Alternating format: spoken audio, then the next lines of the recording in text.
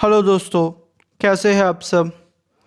इससे पहले कि मैं ये वीडियो स्टार्ट करूँ, मैं आपको एक प्यारा सा रिक्वेस्ट करना चाहता हूँ।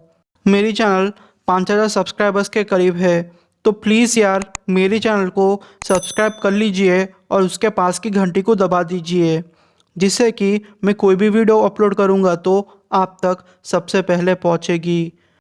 तो चलिए शुरू करते हैं आज की कहानी। आज की कहानी हमें जिग्नेश भाई ने भेजी है, तो चलिए सुनते हैं उनके पॉइंट ऑफ व्यू से।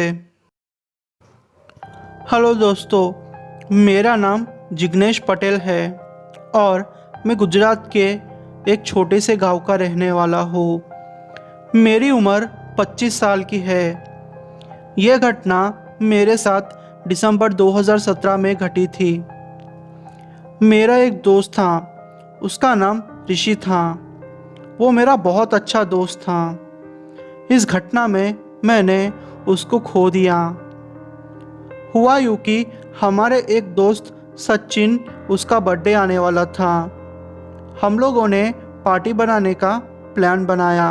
आपको तो पता ही होगा कि गुजरात में अल्कोहल अलाउड नहीं है, इसलिए हम लोगों ने देसी दारू पीने का प्लान बनाया। पता नहीं कैसे ये बात सचिन के बड़े भाई को पता चल गई। हम लोगों को फिर ये प्लान कैंसिल करना पड़ा। मंगलवार की रात थी वो। तकरीबन 8 बजे मैं और ऋषि सचिन के घर उसके बर्थडे पार्टी के लिए चले गए।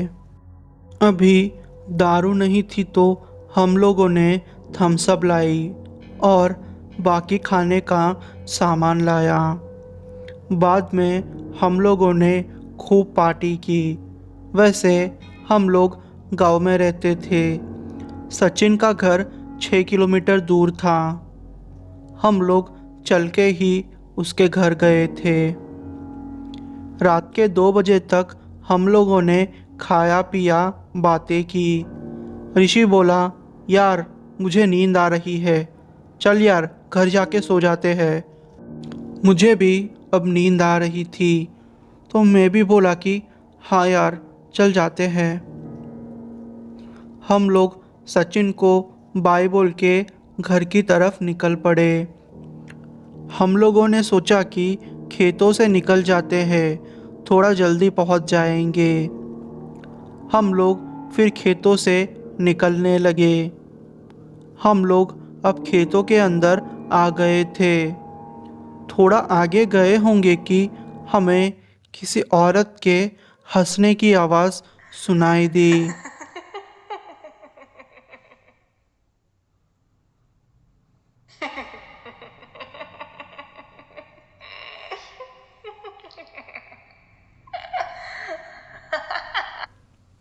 वहाँ बहुत अंधेरा था, तो हम लोग मोबाइल की लाइट के सहारे आगे जा रहे थे। आप लोगों को पता ही होगा कि खेतों में कितना अंधेरा होता है और अलग से डर, जिसकी कोई सीमा नहीं होती। ऋषि मुझे देख के बोला कि यार मुझे बहुत डर लग रहा है।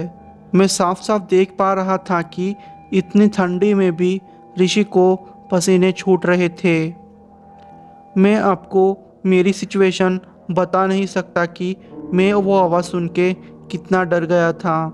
शायद कोई भी आदमी यह आवाज़ सुन के डर जाएगा, क्योंकि वो आवाज़ बहुत खौफनाक थी और इस अंधेरे और सुनसान खेतों में ऐसी आवाज़ अलग ही डर पैदा करती है। मैं समझ गया था कि यहाँ कुछ गड़बड़ है।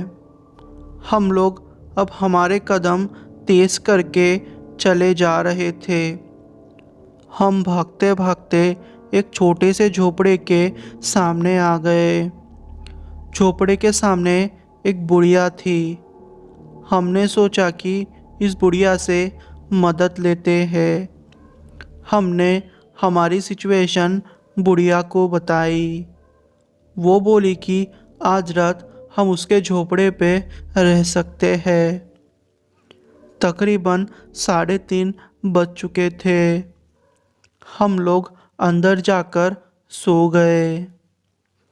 थोड़ी देर में मेरी आंख एक आवाज़ से खुली।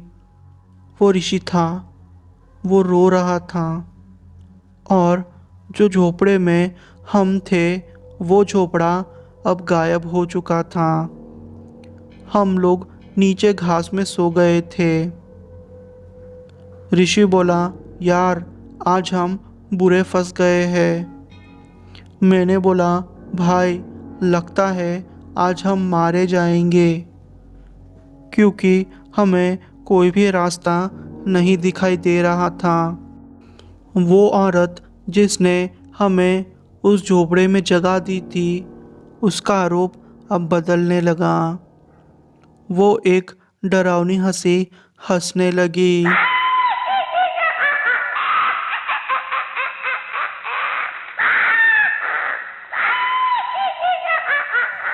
वो सुन के तो हमारी हालत और ख़राब हो गई। हम लोग जान लगाकर भागने लगे। हम लोग मदद के लिए चिल्ला रहे थे, पर फिर से पता नहीं हम लोग वही जगह पर आ रहे थे। हमने अब खेत का रास्ता छोड़ के रोड के रास्ते जाने का प्लान बनाया। हम लोग अब रोड तक पहुंचने की कोशिश कर रहे थे। वो औरत हमारे पीछे भागकर आ रही थी।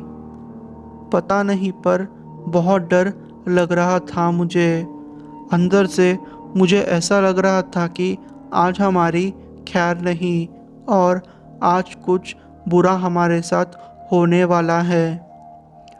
उस औरत ने अब ऋषि का पैर पकड़ लिया, जिससे ऋषि मुंह के बल नीचे गिर गया। उस चुड़ैल ने मेरे आंखों के सामने मेरे दोस्त के छाती को चीरकर मेरे दोस्त को मार डाला। अब वो औरत मेरे पीछे पड़ गई थी। उस औरत ने दूर से बोला कि आज तेरी जान बच गई, पर अगली बार यहाँ दिखा तो मार डालूंगी। मेरा पैर एक पत्थर से टकराया, जिससे मैं नीचे गिर गया और मैं बेहोश हो गया। मेरी आँख खुली तो मैं हॉस्पिटल में था और ऋषि के मम्मी पापा को सारी बातें बताई। कुछ दिनों में मैं जब हॉस्पिटल से छूटा तो मुझे एक बाबा जी के पास लेके गए, क्योंकि मेरे मम्मी पापा का ये कहना था कि मैं रात में नींद में एक औरत और एक छोटे बच्चे से बातें करता हूँ। वो देख के मेरी बहन रोज़ रात डर जाती थी और वो सपने में चिल्लाती थी और चिल्लाते चिल्लाते उठती थी। वो सब देख के मेरे घर वाले बहुत डर गए थे। मुझे एक हनुमान मंदिर लेके आए। वहाँ के एक बाबा ने मुझे देखा और वो सारी बातें समझ गए। वो बाबा ने कुछ मंत्र पढ़े और कहा कि जिग्नेश, सच सच सारी बातें बोलना बेटा, तुमने क्या किया था। मैंने बोला, बाबा जी उस रात मैं दोस्त की पार्टी में गया और ये सब हादसा हो गया। वो झट से बोले कि झूठ। उस रात खेत में क्या किया था तुम तीनों ने, वो नहीं बताओगे? मैं बताऊँ या तुम बताओगे? वो सुन के मेरा सर शर्म के मारे झुक गया और मेरे आँखों से आंसू निकल गए।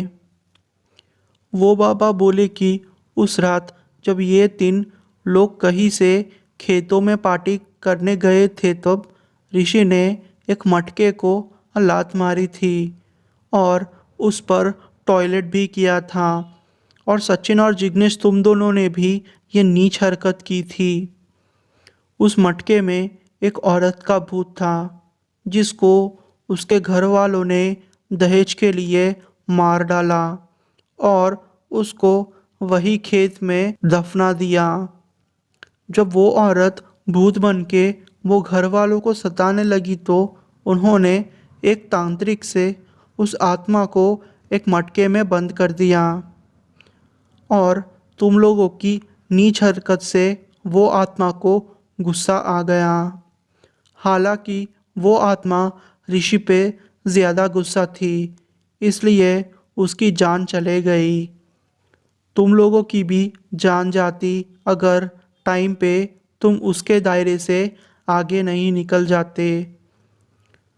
मैं वो सब याद करके रो रहा था। मेरे मम्मी पापा मुझे बहुत डांट रहे थे, पर फिर भी क्या करते, उन्होंने मेरे आंसू पोंछे और मेरे सपने में वही चुड़ैल आती थी और पता नहीं मुझसे क्या क्या बातें किया करती थी। अगर मैं उस औरत की बातों में आता तो शायद मैं मर जाता। मुझे अब खुद पे शर्म आ रही थी। बाबा बोले कि ये आत्मा बहुत ही शक्तिशाली है। अच्छा हुआ तुम लोगों ने इसको मेरे पास लेके आए, वरना 2 दिनों में वो चुड़ैल इन लोगों को अपने साथ ले जाती। हमें वहाँ से खबर मिली कि सचिन की हालत खराब हो गई है। वो खुद से कुछ बड़बड़ा रहा है और एक औरत की आवाज़ में बातें कर रहा है। बाबा बोले कि उसको भी मेरे पास लाओ, वरना उसकी जान जाना पक्का है। सचिन के मम्मी पापा उसको बाबा के पास लाए। हमारा कुछ घंटों तक झाड़ फूँक किया गया। कुछ मंत्र बोलते रहे बाबा जी और हमें एक लाल धागा दिया। बोले कि ये पहन लो और कहा कि एक लाल साड़ी और सिंदूर को रात में उस जगह पर रख के आना जहाँ तुम लोगों ने ये सब किया था। और बोले कि वो आत्मा तुम्हारा ध्यान भटकाने के लिए अलग अलग आवाज़ में ट्राई करेगी, पर तुम लोगों को ध्यान दिए बिना ही वो सब रख के बिना पीछे मुड़े अपना काम ख़त्म करके सीधा घर आना है। हम लोगों ने वैसे ही किया। मुझे ऋषि की आवाज़ आ रही थी कि यार मुझे बचा ले, जिग्नेश मुझे बचा ले यार, यार मेरी तरफ देख। पर मैंने वहाँ नहीं देखा और मैं अपना काम किया और मैं और सचिन दोनों वापस आ गए। थोड़े दिन तक मुझे ऐसा लगा कि वो औरत मेरे बेड के पास है और थोड़े दिनों के बाद ऐसा लगा कि वो मेरे घर के बाहर खड़ी है और रात के टाइम पे यहाँ वहाँ घूम रही है।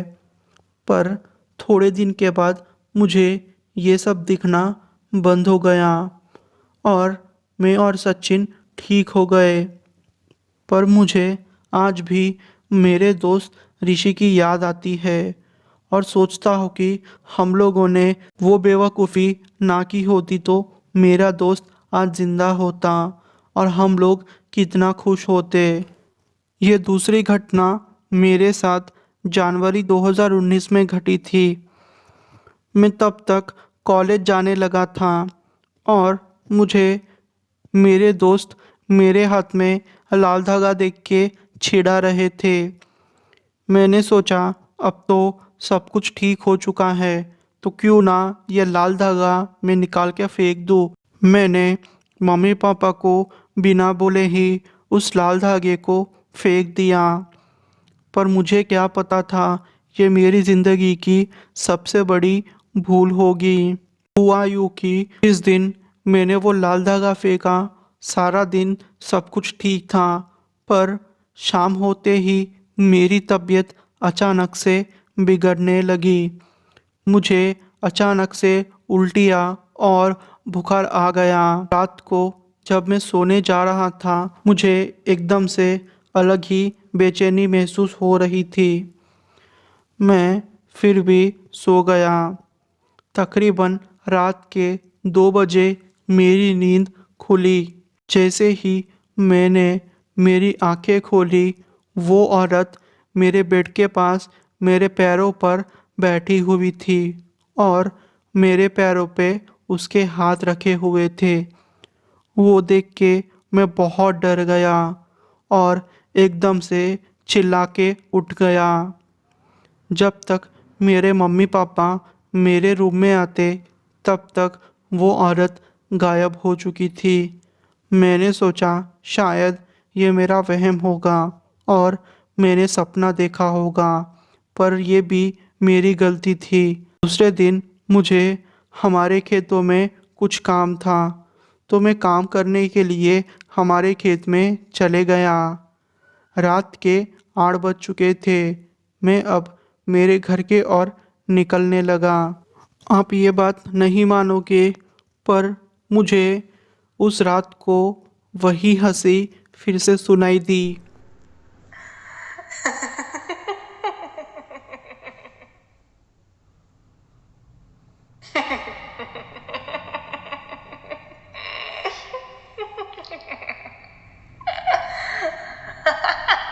वो हंसी सुन के मुझे ऋषि की याद आने लगी और जाने एक अजीब सा डर मुझे महसूस होने लगा।